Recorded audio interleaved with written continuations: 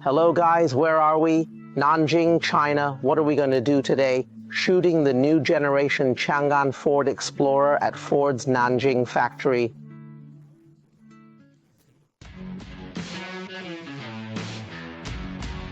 Hello brothers, let's talk about a few key points when talking about this car. First, what are the changes? First of all, this generation of Explorer has added some bracket systems. First of all, the number of cameras has been increased. You see there is a camera on the windshield, one here in front, and 4 probes on each side. In other words, its entire bracket system has been upgraded in all aspects. Second, the power system has been changed. It can be said that the engine is a new upgraded engine, or the 2.3T EQ Boss, but its entire power model has been upgraded, which means that the horsepower and torque have been greatly improved. Secondly, the heat sink inside it is actually thickened. Why? Because the entire power system has been upgraded to ensure a better match between horsepower and the gearbox.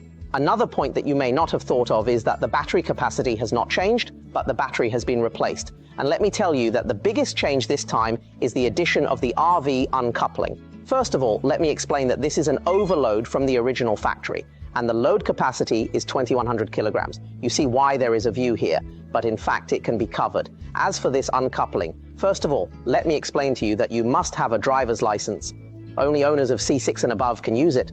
And this car can be used to tow a motorhome, a tanker, a motorcycle, a large number of bicycles. Do you know? We also have a bicycle road race in Qinghai Lake, which has a large number of motion sickness all-use policies.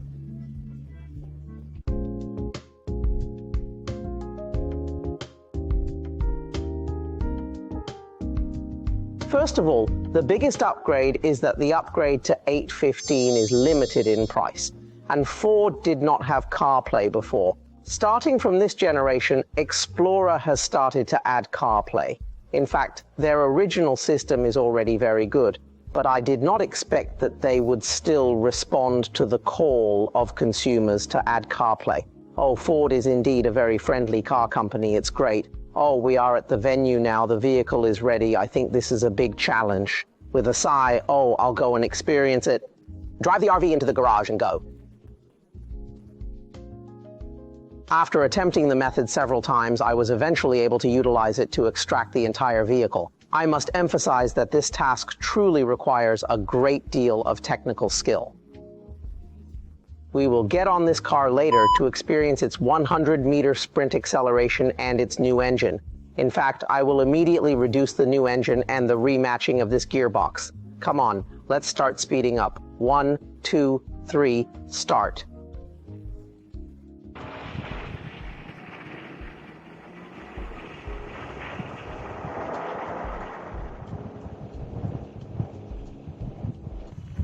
Well, first of all, let me start by saying that, well, the new engine and gearbox match the start between first and third gear without any sense of frustration. It can almost be said that it has disappeared. We are now making a video of the cloud recording of the lap. The official announcement is that the number of laps is more difficult than expected, but I can see it myself, and I think it is indeed the Explorer conversion. I understand that its design is difficult and still tests the driver's skills. Let's do the last lap now, and I will try to see if I can do it. The steering wheel is indeed more flexible than I thought. Well, this one passed. Since I don't have a C6 driver's license, there must be a professional teacher to drive this car. Now we are towing this RV, and we want to experience whether there are any major problems with the power of this car, and we also have to drive this car uphill.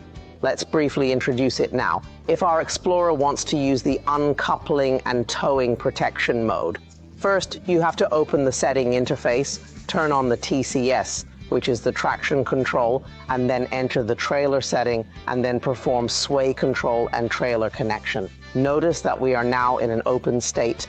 Everyone, please pay attention, because after all, the car behind us is passing this RV. Then we are now driving this car uphill, and the slope we are going up now is 11.31 degrees.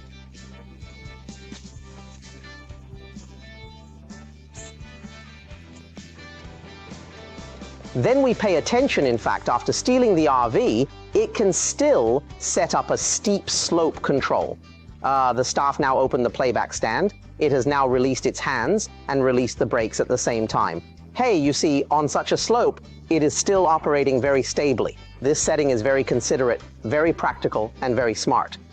Okay, that's it. Let me finish and say one last thing. I am now full of expectations for this car and my future life. After the test drive and the explanation of the car, I want to say one last thing. It is expected that this car will be officially launched in September. Let's look forward to it together.